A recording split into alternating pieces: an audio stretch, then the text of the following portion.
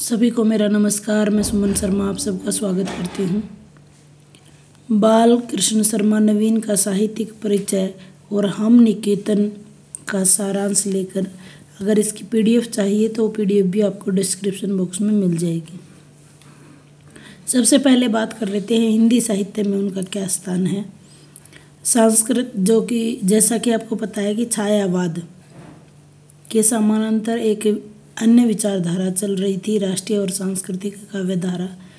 राष्ट्रीय व सांस्कृतिक काव्यधारा के प्रमुख कवियों में इनका महत्वपूर्ण नाम है बालकृष्ण शर्मा नवीन का। इनका जन्म 8 सितंबर 1897 में मध्य प्रदेश के ग्वालियर के भयाना गांव में हुआ। प्रारंभिक शिक्षा की बात करें तो शाजापुर मिडिल उन्होंने माधव कॉलेज उज्जैन से और कानपुर से उच्च शिक्षा प्राप्त की है। इनके जीवन पर प्रभाव देखिए, किसी न किसी के ऊपर किसी न किसी का प्रभाव जरूर होता है। तो इनके ऊपर गणेश शंकर विद्यार्थी, मैथिली शरण गुप्त और माखनलाल चतुर्वेदी का बहुत ही ज़्यादा प्रभाव था। स्वतंत्रता संग्राम में इन्होंने अपनी आहुति दी। असहयोग आंदोलन में बढ़ चढ़कर भाग लिया और उसी के चलते इन्होंने अपनी पढ़ाई भी बीच में छोड़ दी। 6 बार ये जेल गए और लगभग 9 वर्ष इन्होंने जेल में गुजारे।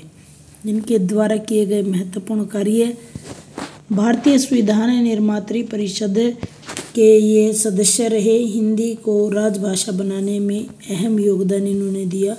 1952 से लेकर 1960 तक यानी मृत्यु पर्यंत तक भारतीय संसद के मनोनीत सदस्य रहे। मृत्यु की बात करें तो 29 अप्रैल 1960 में इनकी मृत्यु हुई। संपादन इन्होंने किया प्रताप और प्रभा नाम की पत्रिकाओं का।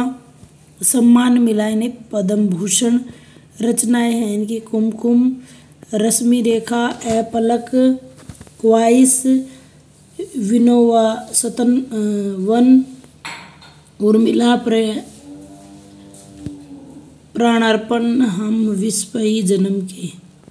आइए बात कर लेते हैं इनकी साहित्यिक विशेषताओं की। सबसे पहला साहित्यिक विशेषता है मस्ती और फक्कड़पन इनके अंदर था। जो कबीर के अंदर फक्कड़पन था वही मस्ती के कवि ये कहे जाते हैं।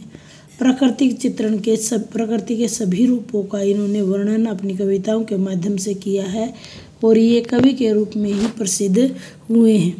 इनकी गद्य रचनाओं के बारे में कोई जानकारी नहीं मिलती है।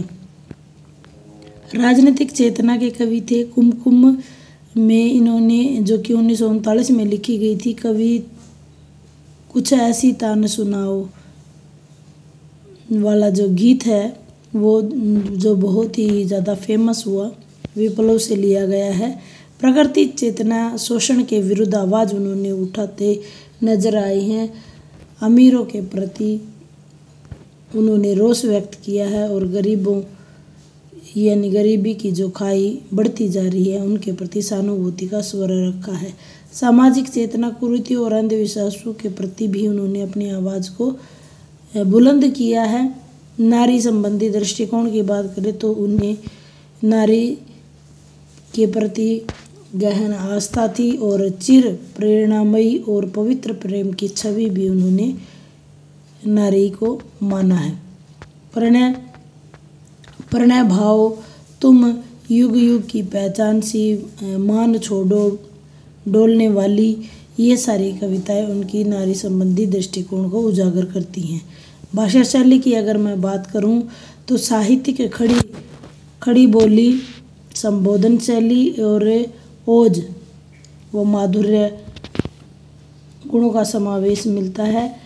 अगले छोटे से वीडियो में मैं आपको अनिकेतन कविता का सारांश मैं आपको बताऊंगी।